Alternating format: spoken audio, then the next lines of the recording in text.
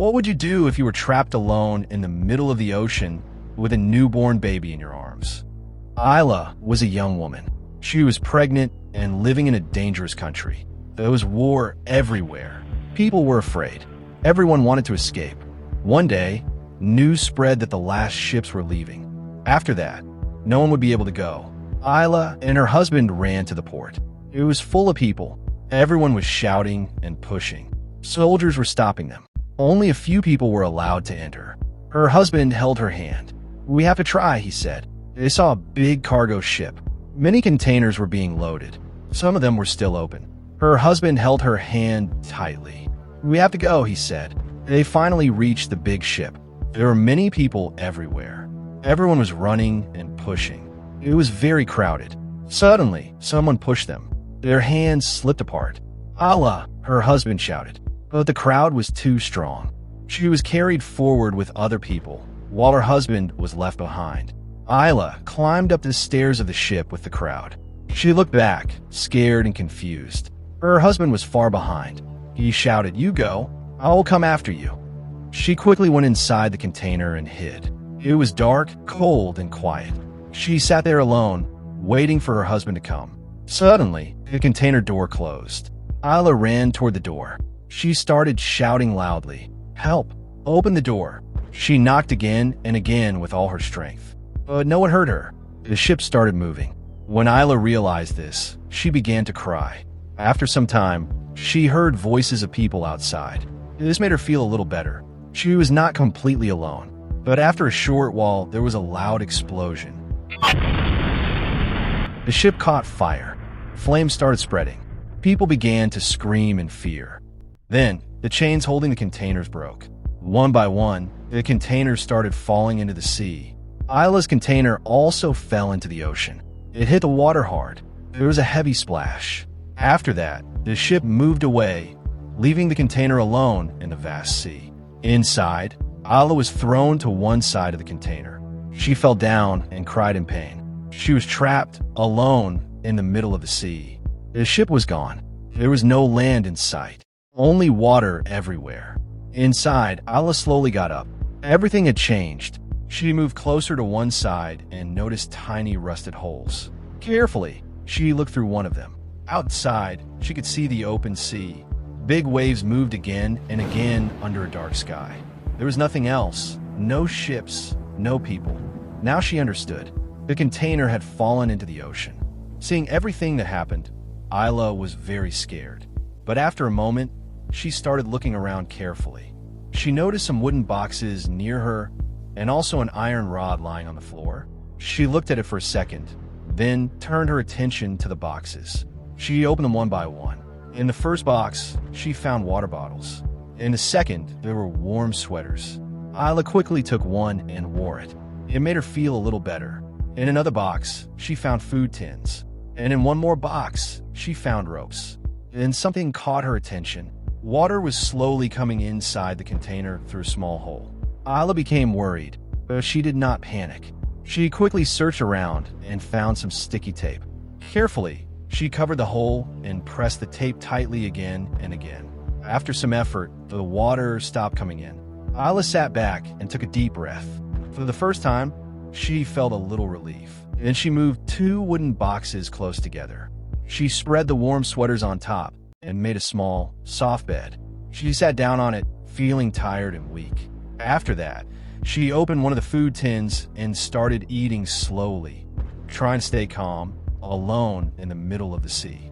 After eating, Isla started to feel very tired. Her body was weak, and her eyes slowly began to close. She lay down on the small bed she had made with the wooden boxes and sweaters. The sound of the sea was all around her. When she woke up, there was light. Morning. She quickly sat up and looked around. The water was still there, but it had not risen much. Her repair had worked. She moved closer to the holes and looked outside. The storm was gone. The sea was calmer now. Gentle waves instead of strong ones.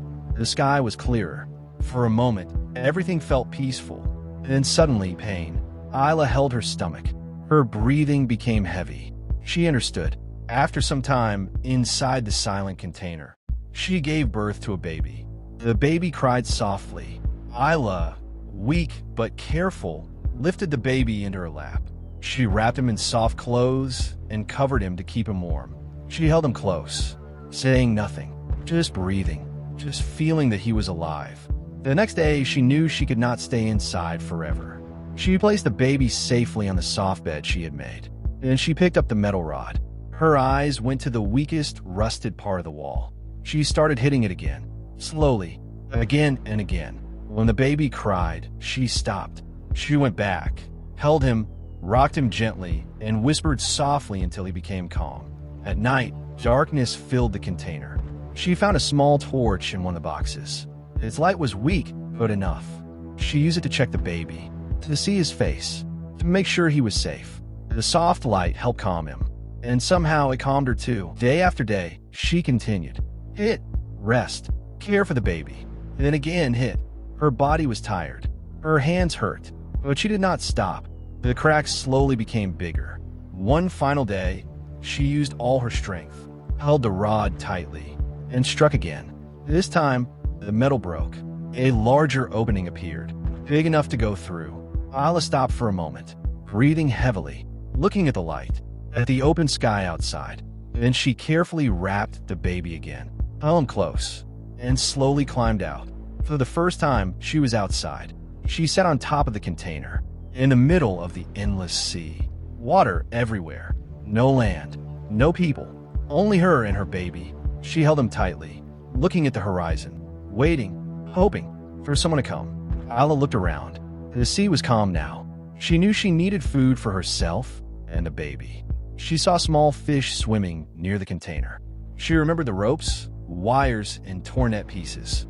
Carefully, she tied them together and made a simple net. She lowered it into the water and waited. Soon, she caught a fish. She ate it slowly. It gave her some strength. From that day, fishing became her daily routine. Every morning, she checked the water. She caught fish, ate, and saved some for later. She also tied empty bottles together with ropes, making a floating support. Slowly, the water inside the container began rising again. She knew she could not stay there much longer. One day, the container was almost full of water. She knew it would sink soon. Isla had tied empty bottles with ropes and fixed them with broken wooden pieces to make a small floating support. She sat on it, holding her baby in her lap. After a moment, she saw the container slowly sink into the sea. Soon, she felt the support could not carry her weight. So she carefully placed the baby on it and stepped into the water, holding the support from the side. But she was very weak. Slowly, her strength faded and she fainted. After some time, a ship passed by. The crew saw them and quickly rescued both Isla and her baby. They gave her water and took care of her. They told her, "The war is over. You're safe now." Isla asked for a phone and called her husband. He answered and said he was safe. Isla smiled with tears in her eyes. "I have a baby," she said softly. "He looks just like you." After a long time, Isla finally felt peace. Holding her baby close, she whispered, "One day, we will tell our story to everyone."